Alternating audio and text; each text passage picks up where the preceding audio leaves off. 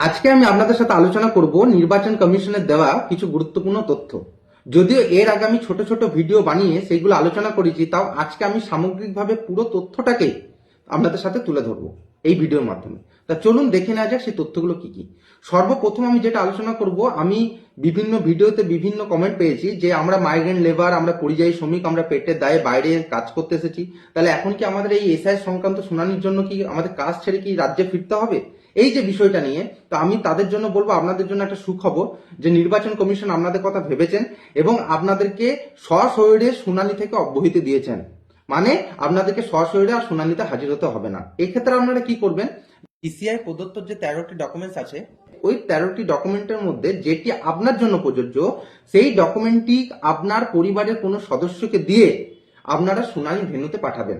এবং এক্ষেত্রে একটা জিনিস মাথায় রাখবেন, যিনি শুনানিতে উপস্থিত হবেন তার সঙ্গে আপনার যা সম্পর্ক, সেই সম্পর্কিত একটি কাগজ যেন তিনি অবশ্যই নিয়ে আসেন। দ্বিতীয়ত, ধরুন কেউ পড়াশোনা করার জন্য দেশের বাইরে গেছেন, মানে বিদেশে পড়াশোনা করতে গেছেন, অথবা রাজ্যের বাইরে পড়াশোনা করতে গেছেন, কি কর্মসূত্রে হয়তো বিদেশে গেছেন, কি কর্মসূত্রে রাজ্যের বাইরে আছেন, অথবা দেখা গেল অসুস্থ, তিনি চিকিৎসা করানোর জন্য বিদেশে গেছেন, বা চিকিৎসা করানোর জন্য আমাদের দেশেই গেছেন কিন্তু রাজ্যের বাইরে গেছেন।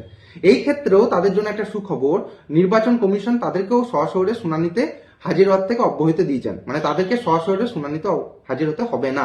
এই ক্ষেত্রে আপনারা কি করবেন, আমি যেটা পরিযায়ী শ্রমিকদের ক্ষেত্রে বললাম সেম জিনিস আপনারাও করবেন। ইসিআই প্রদত্ত যে 13টি ডকুমেন্টস এর লিস্ট আছে, সেখান থেকে যেটি আপনার জন্য প্রযোজ্য হবে সেই ডকুমেন্টস আপনার পরিবারের কোনো সদস্যকে দিয়ে আপনি শুনানিতে পাঠাবেন। এবং যিনি শুনানিতে আসছেন আপনার সঙ্গে ওনার কি রিলেশন, সেটাও কিন্তু উল্লেখ করার জন্য একটা প্রয়োজনীয় ডকুমেন্টস কিন্তু ওনার হাত দিয়ে পাঠাবেন। এছাড়া ধরুন যারা সরকারি চাকরি করেন কিন্তু আমাদের রাজ্যের বাইরে পোস্টিং আছেন, হয়তো দেখা গেল ওয়েস্ট বেঙ্গলের বাসিন্দা কিন্তু পোস্টিং আছেন হয়তো চেন্নাইয়ে কি ব্যাঙ্গালোরে কি মুম্বাইয়ে, এরকম হতেই পারে। অথবা দেখা গেল আপনি মিলিটারি বা প্যারামিলিটারিতে চাকরি করেন, বাইরে পোস্টিং হয়ে আছেন।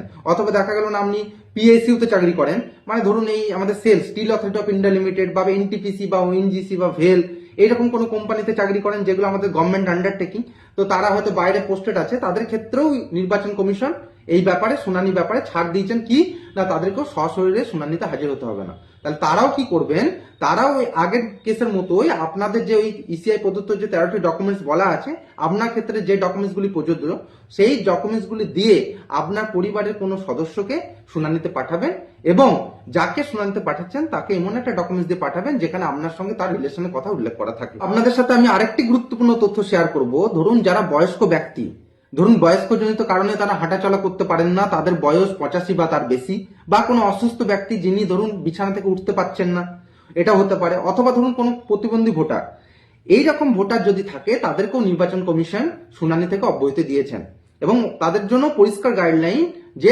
তাদেরকে সশরীরে শুনানিতে হাজির হতে হবে না। তাহলে এই ক্ষেত্রে কি করতে হবে, তাহলে এই ক্ষেত্রে ওই ভোটার নিজে অথবা তার পরিবারের কোনো ব্যক্তি ইআরও বা এআরও কে একটি আবেদন করবেন যে আমি এরকম প্রতিবন্ধী বা এরকম বয়সে বিছানা ছেড়ে উঠতে পারি না বা এরকম অসুস্থ, এইভাবে একটা আবেদন করবেন।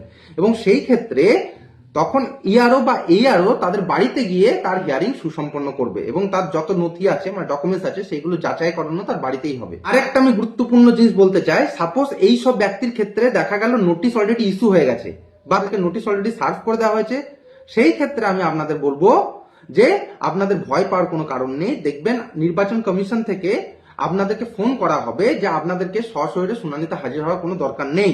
তা সুতরাং এই বিষয়ে কোনো ভয় পাবেন না, আপনাদের শুনানি আপনাদের বাড়িতেই হবে, শুধুমাত্র ওই আবেদনটি জমা করবেন।